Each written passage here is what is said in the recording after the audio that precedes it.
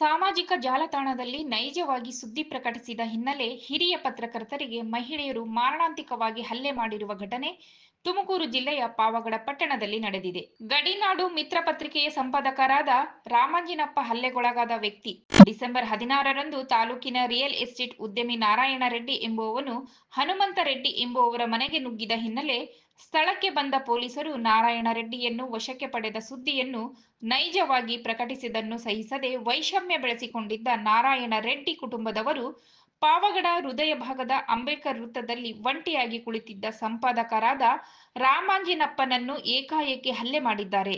ಹಲ್ಲೆ ವೇಳೆ ಸ್ಥಳದಲ್ಲಿದ್ದವರು ಕನಿಷ್ಠ ಮಾನವೀಯತೆ ತೋರದಿರುವುದು ಮನುಕುಲ ತಲೆ ತಗ್ಗಿಸುವಂತಾಗಿದೆ. ಯಾವುದೇ ಸುದ್ದಿ ವಿಚಾರದಲ್ಲಿ ಯಾರಿಗಾದರೂ ತೊಂದರೆಯಾದರೆ ಅದನ್ನು ಕಾನೂನಾತ್ಮಕವಾಗಿ ಪರಿಹರಿಸಿಕೊಳ್ಳಲು ನಾನಾ ಮಾರ್ಗಗಳಿದ್ದರೂ ಕಾನೂನನ್ನು ಕೈಗೆ ತೆಗೆದುಕೊಂಡು ಅನಾಗರಿಕರ ರೀತಿ ವರ್ತಿಸುವುದು ಎಷ್ಟು ಸರಿ ಎಂಬುದು ಸಹ ಪ್ರಜ್ಞಾವಂತರ ಪ್ರಶ್ನೆಯಾಗಿದೆ. ಇನ್ನು ಎಲ್ಲ ತಮ್ಮ ಹೋರಾಟಗಳಿಗೆ ಪತ್ರಕರ್ತನನ್ನು ಬಳಸಿಕೊಳ್ಳುವ ಸಂಘ ಸಂಸ್ಥೆಗಳು ಸಹ ಈ ಅನಾಗರಿಕ ಪದ್ಧತಿಯ ವಿರುದ್ಧ ಪ್ರಶ್ನಿಸಬೇಕಾಗಿದೆ.